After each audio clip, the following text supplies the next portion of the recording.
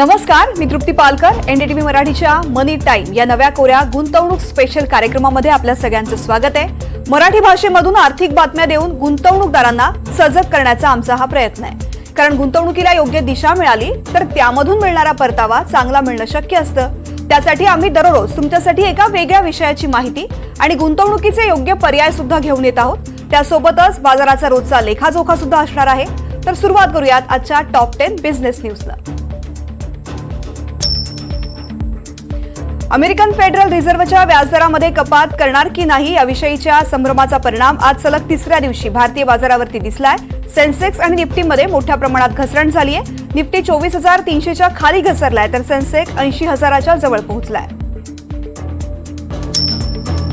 Banking क्षेत्रात मोठ्या प्रमाणात नफा वसुली बघायला मिळाली. आयसीआयसीआय बँक, एचडीएफसी बँकेचे शेअर्स घसरलेत. सरकारी बँकांच्या शेअर्समध्ये नफा वसुली दिसली आहे. मोबिक्विकच्या आयपीओनं गुंतवणूकदारांचं उखळ पांढरं केलंय. ज्या गुंतवणूकदारांना आयपीओ मध्ये शेअर मिळाले त्यांना त्यांच्या गुंतवणूकदारांना 88% नफा मिळालाय.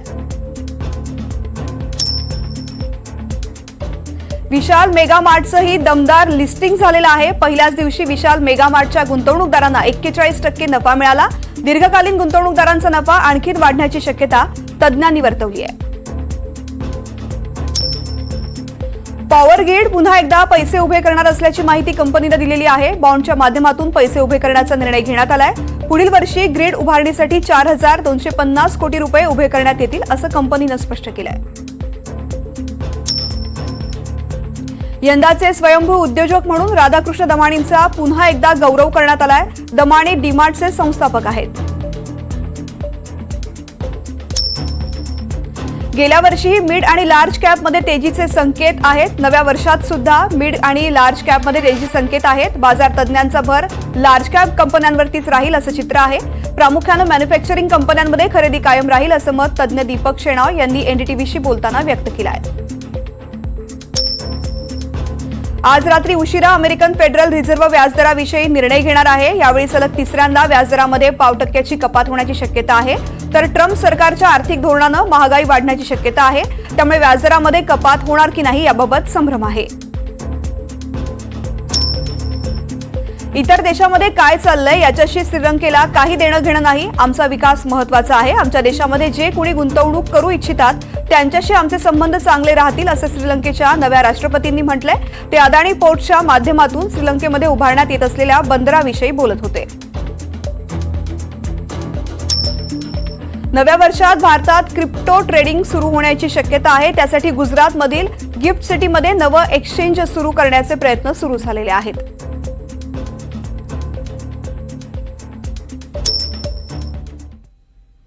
तर टॉप 10 नंतर आज खास चर्चा करूयात. आज बुधवार आहे आणि त्यामुळे आज आपण बोलणार आहोत विम्याविषयी. त्यासाठी आपल्यासोबत सचिन शेडगे सर आहेत. गेली 2 दशकं ते विमा क्षेत्रामध्ये विविध पातळ्यांवरती सल्लागार म्हणून काम करतात आणि आज आपण त्यांच्याशी नव्या वर्षामध्ये तुमच्या विम्याच्या गरजा आणि त्यावरती अपेक्षित खर्च कसा प्लॅन करायचा याविषयी बोलणार आहोत.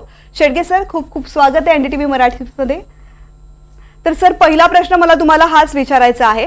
नोकरदार वर्गामधील जवळपास प्रत्येकालाच विम्याचा हप्ता चुकलेला नाहीये तसं पाहिलं तर, आणि त्यामुळे दरमहा लावून दिलेले जे विम्याचे हप्ते असतात पण अनेकदा वार्षिक हप्ता देखील असतो आणि अशा वेळेस वर्षाच्या सुरुवातीला जर कुणाला प्लॅनिंग करायचं असेल विम्यासंदर्भात तर ते कसं करता येऊ शकतं? अच्छा, सर, ज्यावेळी आपल्याला माहिती आहे की विमा आपण घेतलाय आणि त्याचं प्रीमियम आपल्याला पे करावं लागणार आहे, तर जेव्हा आपण हे प्रीमियम पे करणार तर त्याची बांधणी सुद्धा आपल्याला अगोदरच करून घेणं गरजेचं आहे. सी फॉर एक्झाम्पल, बऱ्याच वेळा की आपल्याला असं असतं की जसं मला सॅलरी आली आणि त्यातून माझा तो विम्याचा हप्ता मला भरायचा आहे आणि ती पॉलिसी मला कंटिन्यू ठेवायची आहे. त्यावेळी आपल्याला त्याचं अरेंजमेंट म्हणजे जेव्हा वर्ष सुरू होईल तेव्हा मी असं त्यांना सांगेन की अचानक जेव्हा तो विम्याचा हप्ता आपल्याला भरायला येतो त्यावेळी तो थोडंसं आपल्याला भारी जातो. त्यावेळी तुम्ही जर एक रिकरिंग अकाउंट जर ओपन केलं, त्यामध्ये थोडे पैसे तुम्ही जमा केलेत आणि जर ते पे केले तर तुम्हाला ते सोयीस्कर जाईल. खरं म्हटलं तर यासाठी म्हणून म्हणजे ह्याचं जर योग्य उत्तर मी जर सांगेन तर ते असं आहे की जेव्हाही तुम्ही विमा घेता तेव्हा पुढच्या 3 वर्षासाठी तुम्ही त्याची अगोदरच अरेंजमेंट करून ठेवली पाहिजे. म्हणजे तुम्हाला असं एक सेव्हिंग अकाउंट्स किंवा असं एक कोणतरी अकाउंट जिकडे तुम्ही तिकडे टच करू शकणार नाही त्या पैशांना, ते फक्त विम्यासाठी फक्त तुम्ही यूज करू शकाल आणि त्याच्यामध्ये पुढील 3 वर्षांसाठी तुम्हाला ते तिकडे थोडी रक्कम जी आहे ही तुम्ही तिकडे जमा केली तर तुम्हाला त्याचा फायदा होईल. सर, एखाद्याने विमा काढलेला आहे, इन्शुरन्स घेतलेला आहे, मात्र त्याला असं वाटते की ही विम्याची रक्कम जी आपली आहे ती पुरेशी नाहीये, कमी पडतीये, आणि जर त्या व्यक्तीला हप्ता वाढवायचा असेल किंवा विम्याची रक्कम वाढवायची असेल तर आता हे नवीन वर्ष सुरू होतंय, तर नवीन वर्षाच्या सुरुवातीला त्याने प्लॅनिंग कसं करावं, काय सल्ला द्या? आपण बघितलं तर आपल्या कुटुंबामध्ये जेव्हा विम्याचा विषय येतो त्यावेळी 2 प्रकारचे साधारण विमे असतात. एक असतं टर्म इन्शुरन्स, ज्याला आपण जीवन विमा म्हणतो, आणि दुसरं असतं आपलं हेल्थ इन्शुरन्स. जसं आपलं इन्कम वाढत जाईल, ठीक आहे, तसं आपल्याला तुमचा जो जीवन विमा आहे याची सुद्धा व्हॅल्यू वाढवून घेणं गरजेचं आहे, म्हणजे त्याचं सम इन्शुअर वाढवणं गरजेचं आहे. तर याला कसं करायचं, तर 2 गोष्टी आहेत. आपल्याला माहिती आहेत की बाबा मी एक 5 वर्षापूर्वी 1 कोटीचा विमा घेतलेला आहे आणि मला वाटतं 5 वर्षांनंतर माझी इन्कम वाढली आणि त्याप्रमाणे माझी विमाची रक्कम पण वाढली पाहिजे, वाढणं गरजेचं आहे. अशा वेळी मग तुम्हाला एक ऑप्शन असतं की तुम्ही एक नवीन विमा त्यावेळी घ्या. नॉर्मली ह्याचं गणित असं असतं की जे तुमचं ॲन्युअल इन्कम आहे त्याच्या 10x म्हणजे 10x म्हणजे 10 पर्यंत तुम्ही त्या, फॉर एक्झाम्पल म्हणजे समज तुमचं वार्षिक उत्पन्न 1 कोटीचं आहे किंवा तर तुम्हाला जवळजवळ 10 कोटीचं त्या ठिकाणी तुमचं इन्शुरन्स असणं गरजेचं आहे. जर किंवा तुमचं जर वार्षिक उत्पन्न 10 लाखाचं आहे तर त्या ठिकाणी तुम्हाला 1 कोटीचं इन्शुरन्स असणं गरजेचं आहे. तर तुमची इन्कम बघून त्या ठिकाणी तुम्हाला ते निर्णय घ्यावे लागतील. तर जर ऑलरेडी नॉर्मली टर्म इन्शुरन्समध्ये त्याच विम्यामध्ये पुन्हा आपल्याला सम इन्शुअर्ड वाढवता येत नाही, तर टर्म इन्शुरन्समध्ये तुम्हाला वेगळा विमा घ्यावा लागतो. हे झालं आपलं जीवन विम्याबद्दल. पण जेव्हा आपण मेडिक्लेमची गोष्ट करतो तर मेडिक्लेममध्ये सुद्धा आपल्याला माहिती आहे की गेल्या 10 वर्षामध्ये जवळजवळ 14% मेडिकल इन्फ्लेशन झालेलं आहे आणि त्यामुळे येणाऱ्या काळामध्ये ट्रीटमेंटची कॉस्ट ही खूप मोठी होणार आहे. त्यामुळे मेडिक्लेमचं जेव्हा तुम्हाला सम इन्शुअर्ड वाढवायचं असेल त्यावेळी तुम्हाला जेव्हा तुमचं पॉलिसी रिन्युअलला येते त्यावेळी तुम्हाला 1 महिना अगोदर त्याचं पूर्ण रिव्ह्यू करून घेणं गरजेचं आहे. जिथूनही तुम्ही इन्शुरन्स पॉलिसी घेतली असेल त्या विमा सल्लागाराकडून प्रत्यक्ष त्याला भेटून किंवा बसून त्याच्यावर चर्चा करून त्यानंतर यामध्ये आपण कसे चेंजेस करू शकतात. बघा, एक ठिकाणी तुम्हाला सम इन्शुअर्ड वाढवायचं पण आहे आणि दुसऱ्या ठिकाणी तुमचं प्रीमियम सुद्धा वाढणार आहे. त्यामुळे दोन्ही गोष्टी लक्षात घेऊन तुम्ही ह्याच्यावर निर्णय घेतले पाहिजेत. जेव्हा तुमची पॉलिसी रिन्यू लागेल, बऱ्याच वेळा असं होतं की जर मला एक साधारण माझी 5 लाखाची पॉलिसी आहे, तिला जर 25 लाखाची करायची तर 5 लाखासाठी साधारण मी 25,000 भरतो तर मला 25 लाखासाठी साहजिकच जास्त प्रीमियम पे करावं लागेल. अशा वेळी थोडंसं प्रीमियमचं गणित बसवण्यासाठी तर तुम्ही 2 पॉलिसीचं ऑप्शन सुद्धा निवडू शकता. म्हणजे एक बेस पॉलिसी आणि एक टॉपअप पॉलिसी. टॉपअप पॉलिसीबद्दल तुम्ही ऐकलंच असेल, ज्याच्यामध्ये टॉपअप पॉलिसीसाठी प्रीमियम थोडंसं कमी असतं आणि बेस पॉलिसीचं प्रीमियम जास्त असतं. आता टॉपअप पॉलिसी म्हणजे काय, तर फॉर एक्झाम्पल मला टोटल सम इन्शुअर्ड हवं आहे 25 लाखाचं, माझ्याकडे 5 लाखाची ऑलरेडी पॉलिसी आहे, तर मी 25 लाखाची टॉपअप पॉलिसी घेतली तर टॉपअप पॉलिसी बोलते की पहिल्या 5 लाखापर्यंत मी कोणताही खर्च माझ्या पॉलिसीमधून देणार नाही. मग ते 5 लाख रुपये आयदर तुम्ही तुमच्या खिशातून खर्च करा किंवा मग तुमच्याकडे जी बेस पॉलिसी आहे त्याच्यातून खर्च करा. त्यामुळे टॉपअप पॉलिसीचं प्रीमियम कमी असतं. पण मी सजेस्ट करेन जर तुमची कुवत असेल की संपूर्ण एकच 25 लाखाची पॉलिसी असेल तर ती बेटर होईल. कारण जेव्हा अशी कुठली वेळ येईल किंवा तो प्रसंग येईल की ज्या ठिकाणी दोन्ही पॉलिसी यूज करायचं तिकडे वेळ येईल त्यावेळी तुमची डॉक्युमेंटेशन जे असतं मेडिक्लेममध्ये त्यासाठी तुमची घाई होऊ शकतं. तर बेटर तुम्ही एकच पॉलिसी घेतली ऑलवेज बेटर ठरेल. सर, तुम्ही आता हेल्थ इन्शुरन्स बद्दल बोललात, मला त्याबद्दलच सविस्तर जाणून घ्यायचंय. एखाद्या कुटुंबामध्ये समजा जर बाळ जन्माला येणार आहे किंवा त्या कुटुंबातला मुलगा किंवा मुलगी 25 वर्षाचा होणार आहे, तर अशा कुटुंबानं हेल्थ इन्शुरन्ससाठी कसं प्लॅनिंग करायला हवं? ओके सर, जेव्हा बाळ जन्माला येणार आहे त्यावेळी नॉर्मली इन्शुरन्स कंपनी कशी की बाळ जन्माला आल्याच्या नंतर 3 महिन्याच्या नंतर त्याला इन्शुरन्समध्ये समाविष्ट करून घेऊ शकते. तर ज्यावेळी अशी तुमची कोणती एखादी पॉलिसी चालू असेल त्यावेळी 90 दिवसानंतर तुमचा बाळाचं नाव जे आहे हे तुम्ही तुमच्या पॉलिसीमध्ये ऍड करू शकता आणि त्याला सुद्धा तुम्ही कव्हर करू शकता. बऱ्याच वेळा कॉर्पोरेटच्या पॉलिसी आहेत, म्हणजे आपल्या कंपनीच्या पॉलिसी असतात, त्यामध्ये new born baby first day पासून कव्हर होतं. तर त्यावेळी पण तुम्हाला ते तुमच्या कॉर्पोरेटला किंवा तुमच्या जे ऑफिस आहे त्या ठिकाणी तुम्हाला कळवणं गरजेचं आहे आणि तुम्ही ऑटोमॅटिकली त्यांना सुद्धा तुम्ही त्या पॉलिसीमध्ये समाविष्ट करून घेऊ शकता. हे झालं तुमच्या कॉर्पोरेटच्या बाबतीत. दुसरा प्रश्न होता की तुमचा की जर 25 वर्षाच्या पुढील मुलं आहेत तर त्यांचं इन्शुरन्सचं अरेंजमेंट कसं करायचं.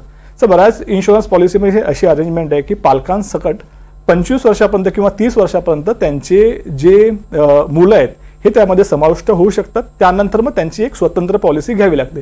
कारण होतं कसं की 25 नंतर साधारण तो मुलगा आहे हा त्याची इन्कम सुरू होते आणि त्याला स्वतःचं इन्शुरन्स घेणं खूप गरजेचं आहे. आणि बऱ्याच वेळा कसं की आपलं इन्कम टॅक्स बेनिफिट त्यामध्ये मिळत असतं.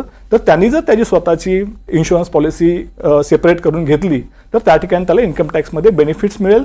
दुसरं म्हणजे त्याला स्वतःला शिस्त पण लागेल की बाबा इन्शुरन्स येणाऱ्या काळामध्ये त्याला आणि त्याच्या जे कुटुंब असणार आहे त्यासाठी महत्त्वाचं असणार आहे. तर त्यामुळे जेव्हा तो सेपरेट करेल त्यावेळी त्याने पुढचा विचार करून हा सगळा गणित मांडलं पाहिजे. सर, एखाद्या कुटुंबामध्ये समजा जर कुटुंबाचा विचार केला आपण, पती पत्नी दोघेही नोकरी करतात, पतीचा हेल्थ इन्शुरन्स आहे, अशा वेळेस पत्नीनं हेल्थ इन्शुरन्स घेण्याची आवश्यकता असते का? आणि जर असेल तर मग तो किती घ्यावा, त्याचं काय रक्कम असावी, काय सांगाल? करेक्ट. सो जेव्हा हजबंड वाईफ ज्या कुटुंबामध्ये आहे आणि तुम्ही म्हणता की पतीचा त्या ठिकाणी विमा आहे, तर साहजिकच आहे की पतीच्या पॉलिसीमध्ये त्या पत्नीचं नाव आपण ऍड करून घेऊ शकतो. जर त्या पत्नीची वेगळी पॉलिसी असेल की म्हणजे बऱ्याच वेळा लग्न व्हायच्या अगोदर तिने स्वतःने किंवा तिच्या पॅरेंट्सने जर इन्शुरन्स पॉलिसी घेतली असेल तर तिने कॅरी फॉरवर्ड करावी, किंवा मग पतीच्याच पॉलिसीमध्ये तिचं नाव ऍड केलं तर दोघंही त्या पॉलिसीमध्ये ऍड होऊ शकतात. आणि आता जसं आपण बोललो की जर भविष्यामध्ये मुलांचं इन्शुरन्स करायचं तर ते सुद्धा त्या एका पॉलिसीमध्ये समाविष्ट होऊ शकतात. पण जर का अशी पॉसिबिलिटीज नसेल की हजबंडच्या पॉलिसीमध्ये ते नाव ऍड करू शकलो नाहीत तर त्यांनी स्वतःचं एक स्वतंत्र इन्शुरन्स घेणं गरजेचं आहे. सर, थोडं एक डिसेंबर एंडिंग सुरू होत आहे आता आणि प्रत्येकाचं वर्षभराचं एक नवीन प्लॅनिंग असतं. हल्ली आता जेव्हा तरुण तरुणी पहिल्यांदा नोकरीला लागतात तेव्हा त्यांना माहिती नसतं की कशा पद्धतीने इन्व्हेस्टमेंट करावी किंवा इन्शुरन्स कसा घ्यावा. जर त्यांना आत्तापासूनच इन्शुरन्स घ्यायचा असेल, कव्हर हवा असेल, तर कुठल्या पद्धतीनं त्यांनी त्याचं कव्हर घ्यावा किंवा काय मार्गदर्शन कराल? कुठल्या पद्धतीचे इन्शुरन्स असतात ज्याचा फायदा त्यांना आत्तापासूनच होऊ शकेल? करेक्ट. जेव्हा मी तर म्हणतो जेव्हा तुम्ही कमीत कमी वयामध्ये जेव्हा तुम्ही इन्शुरन्स पॉलिसीज घेतात तेवढा तुम्हाला जास्त फायदा होतो. उदाहरणार्थ जेव्हा आपण टर्म इन्शुरन्स किंवा लाईफ इन्शुरन्स जो म्हणतो आपण, ठीक आहे, त्यावेळी जेवढ्या कमी वयामध्ये जेव्हा आपण तो विमा घेतो तेवढं आपल्याला कमी प्रीमियम असतं. आणि टर्म इन्शुरन्समध्ये कसं जेव्हा तुम्ही इन्शुरन्स घेता एकदा डिसाईड झालं की हे प्रीमियम तुम्हाला तुमच्या पॉलिसी टेन्युअरपर्यंत भरायचं आहे तर तेच प्रीमियम तुमच्या पॉलिसी म्हणजे फॉर एक्झाम्पल एखादा 25व्या वर्षी जर एखाद्या व्यक्तीने जर विमा घेतला आणि ते सांगितलं मला हे 75 पर्यंत मला हा विमा पाहिजे, मग 25व्या वर्षी जो त्याचा विम्याचा हप्ता असेल तोच त्याचा 75 पर्यंत असेल. ह्याच्यामध्ये फक्त मी एक सजेशन देईन, जेव्हा तुम्ही जीवन विमा घेता त्यावेळी 2 गोष्टी तुम्ही त्यामध्ये ऍड करा. पहिली गोष्ट म्हणजे विमा हा वाढत्या सम इन्शुअर्डचा घ्यावा. म्हणजे अशाही अरेंजमेंट्स आहेत की जे तुम्ही बेसिक सम इन्शुअर्ड घेतलंय, फॉर एक्झाम्पल त्यांनी समज 1 कोटीचे घेतले तर दरवर्षी 10% वाढणारा विमा घ्या. तर ज्याच्यामुळे जशी तुमची इन्कम वाढेल त्याप्रमाणे तुमचा विमा सुद्धा वाढत राहील. दुसरं, त्याच्याबरोबर तुम्ही 2 रायडर कव्हर्स आहेत ते सुद्धा त्याच्याबरोबर घेणं तुम्ही गरजेचं आहे. एक आहे क्रिटिकल इलनेस आणि दुसरं आहे तुम्हाला पर्सनल ॲक्सिडेंट. तर हे 2 रायडर्स कव्हर्स कशासाठी, तर क्रिटिकल इलनेस काय म्हणतं, हे जेव्हा एखादा कुठला मोठा आजार झाला तर त्या ठिकाणी एक लमसम अमाऊंट आपल्याला इन्शुरन्स कंपनी देऊ शकते. नॉर्मली टर्म इन्शुरन्समध्ये असं म्हटलं जातं की जर एखाद्या व्यक्तीचा मृत्यू झाला तरच ती अमाऊंट त्याच्या परिवाराला मिळते.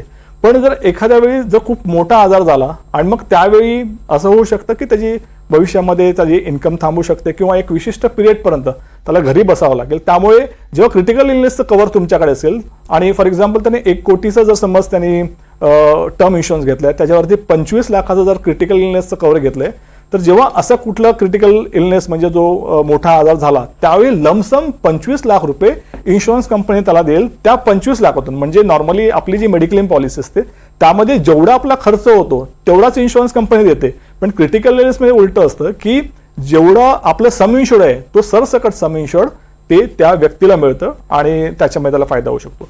दुसरं जे आहे की मेडिक्लेम इन्शुरन्सचं, आपल्याला माहिती आहे की बऱ्याच वेळा आपले पॅरेंट्स इन्शुरन्स करत असतात. जर आपण म्हटलो की त्यांना पॉलिसी सेपरेट करून एक वेगळी पॉलिसी घ्यायची, पण जेव्हा नवीन इन्शुरन्सचा जर विचार केला आपल्याला माहिती आहे की भविष्यामध्ये नक्कीच प्रत्येकाला मेडिक्लेम इन्शुरन्सची आवश्यकता लागणार आहे. त्यामुळे कमीत कमी वयामध्ये जेव्हा तुम्ही सुरुवात करता मेडिक्लेम पॉलिसीची त्यामुळे पहिली गोष्ट म्हणजे तुम्हाला स्वतःला सवय लागतं. तुम्हाला माहिती आहे की ही महत्त्वाची गोष्ट आहे आणि तुमच्या ॲन्युअल बजेटिंगमध्ये हा एक कुठेतरी एक पोर्शन तुम्ही मेडिक्लेम इन्शुरन्ससाठी ठेवता. आणि म्हणून मला वाटतं की जेव्हा तुम्ही कमीत कमी वयामध्ये तुम्ही सगळे जे हे मेडिक्लेम किंवा क्रिटिकल इलनेस किंवा टर्म इन्शुरन्स हे तुम्ही कमीत कमीत वयात घेणं खूप गरजेचं आहे. सर, हेल्थ इन्शुरन्स बद्दलच आणखीन एक प्रश्न विचारायचा आहे. समजा एखाद्या कुटुंबामध्ये वडील रिटायरमेंटला आलेले आहेत, मुलगा आत्ताच नोकरीला लागलेला आहे, मुलगा किंवा मुलगी, तर मग अशा वेळेस त्या मुलगा किंवा मुलीनं हेल्थ इन्शुरन्स घ्यावा का? आणि मग तो घेताना वडिलांचा जो इन्शुरन्स आहे हेल्थ इन्शुरन्स, त्याचा प्रीमियम कमी होऊ शकतो का? त्याचं कव्हर त्याला मिळू शकतं का? नाही, जेव्हा एका कुटुंबामध्ये वडिलांनी आपल्या स्पाऊस म्हणजे बायकोसाठी किंवा मुलांसाठी जर पॉलिसी घेते आणि वडील जेव्हा रिटायर होतात तर ती पॉलिसी ते as it is carry forward करू शकतात. त्याच्यामध्ये एक असं आहे की ह्याच्यामध्ये इन्कम टॅक्स बेनिफिट, जर वडील 60च्या नंतर जर इन्कम टॅक्स बेनिफिट तिकडे आपण नाही घेऊ शकत तर मुलगा ॲज अ प्रपोजल होऊ शकतो तिकडे. म्हणजे प्रीमियम तो पे करेल आणि त्याचं जे इन्कम टॅक्स बेनिफिट असेल अंडर 80D सेक्शनमध्ये तर ते तो त्याचा लाभ घेऊ शकतो. तर त्यामुळे जी पॉलिसी चालू आहे त्याला अशीच चालू ठेवा. बऱ्याच वेळा जर वाटलंच तर तुम्ही पॅरेंट्सची पॉलिसी वेगळी करा आणि स्वतःच्या कुटुंबाची म्हणजे स्वतः वाईफ आणि मुलं त्याची एक वेगळी पॉलिसी करू शकता. म्हणजे दोन्ही ऑप्शन्स तुमच्याकडे आहेत. सर, नवीन वर्ष आहे त्यामुळे प्लॅनिंग अनेकांचे बरेच असतात. कुणाला गाडी सुद्धा घ्यायची असते, घर सुद्धा घ्यायचं असतं. तर मग अशा वेळेस जर नवीन गाडी घ्यायची असेल किंवा गाडीचा इन्शुरन्स त्यांना कोणा जर रिन्यू करायचा असेल तर अशा व्यक्तींना काय सल्ला द्याल? हां, गाडीचा जेव्हा विषय येतो तर त्यावेळी गाडीचं बऱ्याच वेळा आपण काय करतो की आपली गाडी थोडीशी जुनी झाली आणि आपण प्लॅनिंग करतो ही गाडी आपण विकायची आणि नवीन गाडी घ्यायची. बरेच वेळा आपण काय करतो फक्त त्याचा जुन्या गाडीचा थर्ड पार्टी विमा घेतो जो कायद्याने बंधनकारक आहे म्हणून तो आपण घेतो. आणि त्यामुळे जेव्हा तुम्ही गाडी पुन्हा मार्केटमध्ये विकायला जाता त्यावेळी तुमची जी गाडीची व्हॅल्यू आहे हे कुठेतरी एक इन्शुरन्सचा पॉईंट पण तिकडे गृहीत धरला जातो. त्यामुळे जेव्हा तुमची पॉलिसी भविष्यात तुम्ही गाडी घेणार आहे, ही गाडी विकून नवीन गाडी घेणार आहे, त्यामुळे जुना जो इन्शुरन्स आहे ह्याला ऑलवेज कॉम्प्रिहेन्सिव्ह इन्शुरन्स तुम्ही ठेवणं गरजेचं आहे. ज्यामुळे तुम्हाला बाजारामध्ये तुम्ही जी तुमची जुनी गाडी आहे त्यामुळे चांगला भाव मिळेल आणि नवीन गाडीसाठी तुम्ही चांगली म्हणजे मोठी गाडी घेऊ शकता. सर, एखाद्या कुटुंबाचं वार्षिक उत्पन्न समजा 25 लाख रुपये, एक लमसम आपण धरलं की एखाद्या कुटुंबाचं वार्षिक उत्पन्न 25 लाख आहे, तर मग अशा कुटुंबानं जीवन विमा घ्यावा, हेल्थ इन्शुरन्स घ्यावा, व्हेहिकल इन्शुरन्स घ्यावं, यासाठी एक साधारण बजेटमध्ये किती रक्कम त्यांनी ठराविकपणे बाजूला काढावी जेणेकरून या सगळ्या गोष्टींचं एक प्लॅनिंग, जसं तुम्ही मगाशी पण म्हणालात की मुलांनी आतापासून नोकरी सुरू केल्यानंतर जर इन्शुरन्स घेण्याची सवय त्यांना लागली तर एक शिस्त पण लागते, तर अशा पद्धतीनं कसं प्लॅनिंग करता येईल? इकडे 25 लाखाचा इन्कम आहे आणि त्यासाठी आपल्याला किती एक्झॅक्ट अमाऊंट साईडला करावी लागेल तर हे पूर्ण डिपेंड आहे की किती रकमेचा तो विमा घेतोय, त्यांच्या ज्या पॉलिसीमध्ये त्यांचं वय किती आहे ह्याच्यावरती सगळं डिपेंड आहे. पण एक साधारण जर तुम्ही एक बॉलपार्क फिगर म्हणालात तर एक साधारण 8 ते 10% जो आपली अॅन्युअल इन्कम आहे त्याच्या तुम्ही साईडला जर ते पैसे केले तर संपूर्ण कुटुंबाचं त्याचं संरक्षण त्या ठिकाणी होऊ शकतं. पण अगेन मी सांगतो की हे पक्क कॅल्क्युलेशन नाही की ते तुम्हाला तुमचं वय, कोणत्या प्रकारचं इन्शुरन्स घेत आहे. सो एखाद्याने जर मोठी गाडी घेतली तर त्या ठिकाणी त्याचं प्रीमियम वेगळं असेल. एखाद्याने 5 लाखाचं जर सम इन्शुर घेतलं त्याचं जो हप्ता आहे तो वेगळा असेल आणि 25 लाखाकडे वेगळा असेल. त्यामुळे त्याला नेमकी फिगर सांगू शकत नाही पण मग साधारण एक 8 ते 10% तुम्ही पकडून चाला. आत्ताच्या काळामध्ये प्रत्येकालाच इन्शुरन्सचं महत्त्व कळालेलं आहे, त्यामुळे बऱ्याच कंपनीज आहेत ज्या इन्शुरन्स देतात. पण मग चांगला इन्शुरन्स कोणता, कंपनी कोणती चांगली आहे हे कसं निवडावं एखाद्या व्यक्तीने?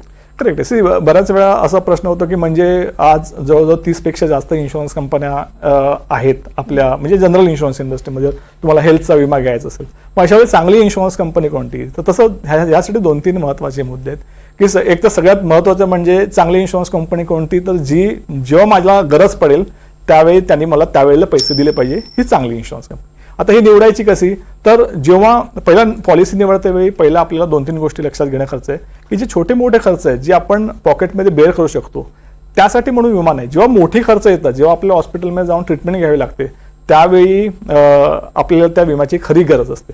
तर अशा वेळी आपल्याला जाऊन बघावं लागेल की जी इन्शुरन्स रेग्युलेटरी बॉडी आहे तिकडे सगळ्या इन्शुरन्स कंपन्यांचा डेटा असतो, ज्या ठिकाणी जाऊन आपण चेक करू शकतो की कुठल्या इन्शुरन्स कंपन्यांनी गेल्या वर्षभरात किंवा गेल्या 2-3 वर्षभरामध्ये किती इन्शुरन्स पॉलिसीज इश्यू केल्या आहेत, त्याच्या अगेन्स्ट किती क्लेम आले आणि त्याच्या ज्या आलेल्या क्लेम आहेत त्यापैकी किती सेटल केले.